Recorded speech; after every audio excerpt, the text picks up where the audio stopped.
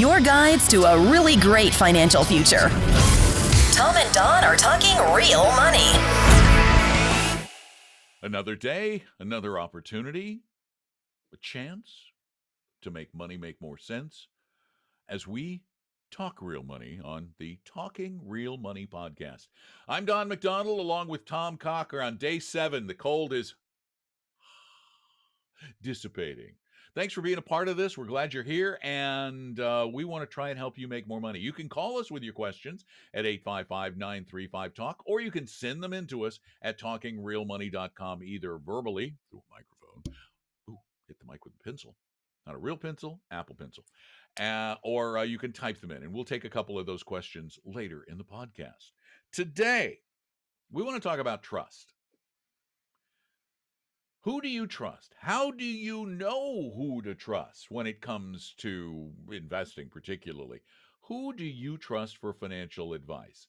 It used to be we trusted the sage old stockbroker in the community or the guy who was the insurance agent. That was really pretty much it. Or the banker, the sage banker behind his big desk and his giant chair, taking homes from poor people and kicking them out on the street in places like Potterville. You know, you used to trust those people, but you don't anymore. No, who do you trust, Tom? Well, sadly, the people I see, people that get the attention today and they're trusting it. It's the prognosticators, the promoters, and the preveracators. I hate it. I mean, a little alliteration from like that? Tommy boy. I stayed up all night working on that. I'm glad you recognize it. The prognosticators get a lot of attention because we all want to find somebody who can tell us what the future is going to be. And nobody really knows what the future is going to be starting in about 10 minutes from now. People like Jim Cramer, right? All over TV, podcasts, etc. do this because this is what's going to happen. He's sort of a hybrid, though. Jim has gone from just being a commentator or a prognosticator, sometimes maybe even a prevaricator, to being more of a celeb. You know, he's got that celebrity cachet now, like the sports guys back in SPACs. Back in SPACs. We're getting to that in a minute. I mean, the thing is about any of them, remember, their job is to entertain, to keep you coming back. You don't do that, he didn't have a job anymore. I guess he could go back and run his hedge fund that made him so much money that he claims that nobody can actually get the track record of. But so I'm not a fan of prognosticators, but I'm less a fan of promoters. I mean, think about young people's images of investing today. Many of them come from Robinhood, which is built as an entertainment vehicle as much as it is an investing vehicle, right? Because it has fancy colors, all kinds of fireworks to get you going. Oh, and heck, they give stuff away. You win prizes. Yeah. It's a game show. It's a video game. It is. That's the right word for it. And there was a recent piece in Bloomberg, if you really want to get into this, that talks about how many young people now view entertainment and investing as intertwined. This is what it should be. It should be entertaining. And we know the Nobel Prize winners are going to tell you, no, it should be about as exciting as watching paint dry or grass grow. Oh, nice Markowitz quote. You like that? I stole that. Yeah. But yeah. Well, wait. What about us though? Aren't we entertaining and informative? We're an exception. Okay. We're an exception. we're entertaining, but we're trying to give you the straight skinny all the time. And that brings me to prevarication. The liars, the people that are out there telling you something that they probably know isn't true because they're doing it out of self-interest. Yeah, we see this all the time. And I'm going to allow you to say his name, Don. Oh, you're talking about Chamath Palihapitiya. Okay, because I know he'll badmouth you on Twitter if you He does. He gets very unhappy if you mispronounce his name on Twitter. Okay, we'll just call him Palihapitiya. Well, I can remember Chamath. If you take a minute, I think that, okay, folks from the subcontinent, names in Hindi for us crazy Westerners are very, very difficult. You have to take some time and bear with us because we want to pronounce them properly, but sometimes you have to keep telling us so we can get it. It doesn't roll off the tongue with our Western way of pronouncing things. So we apologize if we mispronounced it, but I'm pretty sure it's Chamath Palihapitiya. Who is this guy, by the way, Tom? Well, he's running around hyping, promoting. He is a promoter. And guess what he's been promoting a lot of? SPACs. And so he's a former painter. Well, yeah, he should spray it on, wipe it off. Spray it on the SPAC. Yeah, here's the thing. I mean, he was recently on CNBC and he said, "This is not some get-rich-quick scheme, at least for me." Now, that's, of course, a lie because the SPAC promoter gets 20% of the stock for themselves. 20%. And he's turned around. He's promoted many stocks. He promoted a health care stock that turned out to be fairly fraudulent in terms of their promises and what they actually did. So wait, so he'll be okay with the fact that we pronounced his name properly, but we called him a liar. Yeah, you're right. There may be a different. I mean, we didn't call you a liar. We called you a fibber, Chamath. Clover Health Investments is one that he had been promoting. Said this is a great deal. It's going to work really well. And of course, if you bought the stock when he told you, it's down about 30% since then. And by the way, SPACs still amaze me. 600 of them have gone public this year to the tune of $186 billion with a B billion dollars. I mean, that is literally insane. That's just here's a check. Tom, go ahead and here's go crazy. The thing. We talk about how dangerous initial public offerings are.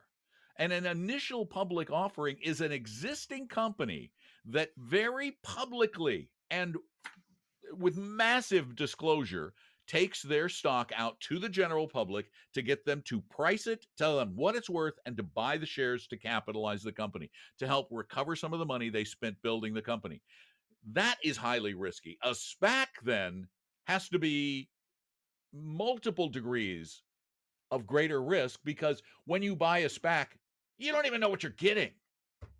Yeah, you're simply at least investing a new SPAC. Yeah, with the hope that they'll find a good company to take over and operate. But the reason I don't like this individual, Chamtha, did I have that right? No, Chamath. See, now I'm going to get bad-mouthed on Twitter. You're going to bad-mouth for two things. I don't like the hype, the promotion, the excitement, because that's what he's selling is the excitement, because I can almost guarantee you he will get his money. He's already gotten his money. He got enough to be part owner of the Golden State Warriors. And you will not, because you will, if you jump into these things, be one of those people holding the bag at the end, guaranteed. When I personally think there's a lot of hurt ahead with SPACs or other highly speculative investments. And so I don't like I'm really down on prognosticators, promoters, and prevaricators. But let me tell you who I do think you should listen to. Who? You've heard this before. I think the people you can truly trust are disinterested academics, people that are in the business of studying markets over very long periods of time. They write papers that get published, reviewed by their peers. That's their whole interest in investing. It's not selling you a SPAC. It's not telling you what the future is going to look like. There's no promotion involved at all. So therefore, I would say what you should believe is research, not rumor. Simple.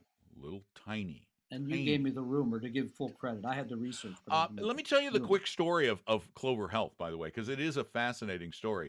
They brought that SPAC public. It was in June. Just a little bit less than a year ago. June of 2020, they brought it public at $10 a share. Then they went out and bought Clover Health. By December, the end of the year, on actually the last trading day of the year, December 31st, the stock was valued at $16.77 a share. Now, the stock is at just under $7 a share. That's a loss from its high of more than half of its value. And that is the definition of extraordinary risk. So anybody who tells you that SPACs aren't not just risky, ridiculously risky, dangerously risky, frighteningly risky, destroying your life kind of risky, well, they are a bit of a prevaricator. Chamath. I think that's fair. And I think if you look at the numbers around Clover, what they said they were going to do and what they've actually been able to do, the nuts and bolts, what they've really sold, you'll find, I hate to say it, but I think the word fraud is in there. I think it's fraudulent. What they've said they would do and what they ended up doing are so far separated. They still have a market cap of almost $3 billion. People have been giving up their money a little too easily lately. That always worries me. Like 20% more for a house. We mentioned that yesterday. Let's see. We've got questions. I'm with you. You have questions. We have answers. You may not like our answers, but we're going to give them anyway because that's what we do. We don't prognosticate. We try to avoid prevarication if at all possible, and we want you to get the truth. And let's see. We've got one here about fees, Tom. Yes. Fees. If I manage my own portfolio, I'm subject to the fees charged by each of the funds, ETFs in my account. If I hire a fiduciary 1% AUM fee-only advisor, am I subject to their 1% fee plus the fund fees or just the 1% fee?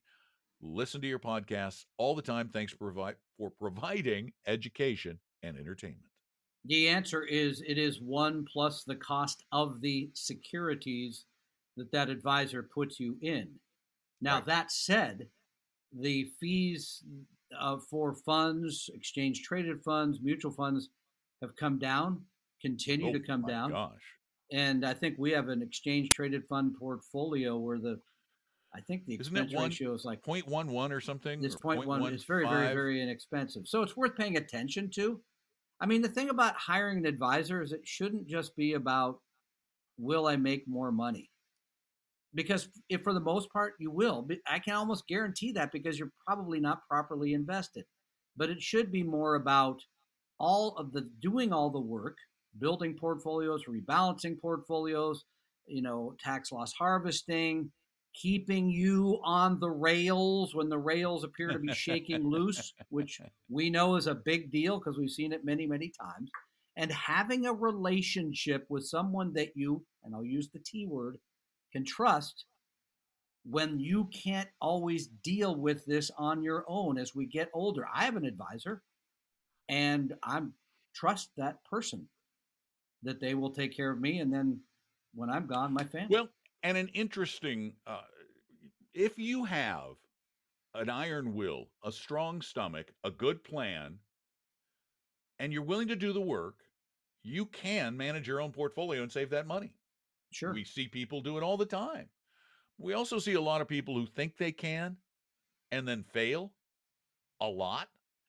And the most interesting fact of all is for those people, Vanguard has done multiple times a very detailed study, very detailed. And don't take my word for it, go look it up. We have a copy of it at talkingrealmoney.com, but you can go look it up at Vanguard's site. It's called the Advisor Alpha Study.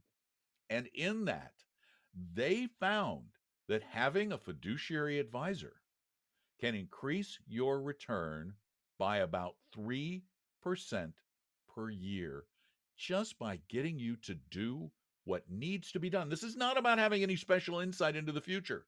Not at all about that. It's merely because a good fiduciary non-sales advisor is going to show you the path and keep you on the path. So that's a reason for them. Planning, portfolio, and then pathway. I agree. I think that makes sense. Wow. More alliteration, Tom. I know I'm on it today, What's up with you today? I have a comment. I'm just going to read this comment real quickly. This is from a comment to Tuesday's podcast. Is this Tuesday or whatever Tuesday? The Tuesday, what day is it today? Today's the 18th? 20th? No, today's the 21st. It was on Tuesday the 18th. Yes, Tuesday the Yeah. 18th. We had a caller at the end of the podcast. Oh no, not that caller. I know who this is. Allie. Yeah. Mm-hmm. And you talked over her not once, but twice. Yeah, I did. And she's still mad. The comment is, geez, gracious way to handle Allie. Shouldn't everyone else be responsible for me so I won't be denied my rightful benefits? Oh, ugh. Okay, so here's the setup on that. You can go back and listen to it if you didn't. But a woman called and asked, and no, she made a statement. She said, I just want to say to everyone who is going to work somewhere, if you sign up for the retirement plan, make sure you're signed up, because I've done that several times, and then I've left the companies and found out that I didn't make a contribution to the 401k plan. And then she asked us, well, can I go back to the company and get the money? No, you can't actually do that if you didn't sign up. Because you never gave them the money. And part two is you have this thing called a pay stub. And I didn't say this on the air because I don't she like addressed to be abrupt that. with people. She addressed that. What? How did she address that? But all that stuff's online. I don't actually get a pay stub anymore. It's all online. Think at the end of the year they give you a thing called the W-2 statement. Kind of looks at.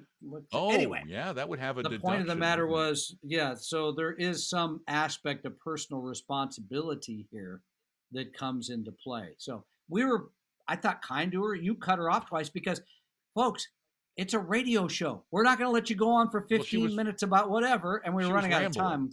She was rambling, and that's our responsibility to you, the listener, is to keep it interesting, keep it moving along.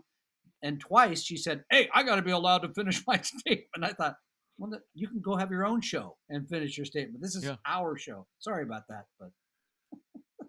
Okay. I got one last question for you. Oh, yeah, go ahead. This one is so short. One's so short. The answer is no. How do I know when it's... No, it's actually a how question, which requires more than one word. Okay. How do I know when it's time to change financial advisors? True question from Mark. Wow. First of all, we'll go back. I mean, if you don't have a 100% fee-only fiduciary advisor. But how do I know that? How do I know if I do or don't? My advisor says he's a fiduciary. Well, that's something you can look up online to see. No, it's hard to look up. It's easy for Don to look up. You can read their ADV, which they're required to give you. Do you think anybody reads an ADV part two? You answer the question then, bro. No, it's hard. The answer is it is really, really hard to do. Because to know if they're 100%. Yeah. You got it. There is so much prevarication. Yeah, thank you. That goes on in the financial services industry. Well, that's true. There are advisors that I know of here in the Orlando area, out in the Seattle area. I could give you their names, who claim on the radio and on television to be fiduciary advisors. And I know that both of these firms sell equity indexed annuities. I know they do it. And yet they claim with a straight face that they are fiduciaries. They're not. So here's the key. Tom's right. You got to know. Go to talkingrealmoney.com/help. We have a lot of advisors listed there, and you can determine whether they are or not. We tell you whether they are or not. If they're not there, get our advisor interview form and make your advisor fill it out. And if they refuse, the odds are good, not certain, but the odds are really good that you're not dealing with a 100% fiduciary advisor. And I guess the other part of that would be if they sold you any product, commissionable mutual fund, a equity index annuity, you mentioned anything with a commission attached to it, they are not a 100% fee-only fiduciary. I would not pay anybody more than 1% a year. I would not use an advisor that uses mutual funds that charge, more than 0.5%. It should be far less than that are passive or index in style. Because they're simply buying active management that we know over time underproduces. And then, the final piece is you've got to find somebody that not only you trust, but will have a relationship with you that you can believe in for the long haul. You got to have it's got to be like your doctor in many ways. Somebody that you know, that you believe what they're saying, and you know they're going to give you the straight story. Most stockbrokers will not give you the straight story because their job is just to keep your business. If they put you in a crummy fund and you call them up and say, let's get out of that fund, they'll say, oh, you're right, that's a stinker. We'll move you over to this one. That's what you want to hear. And there are a couple of questions you can ask very easily that will help lead you in this direction.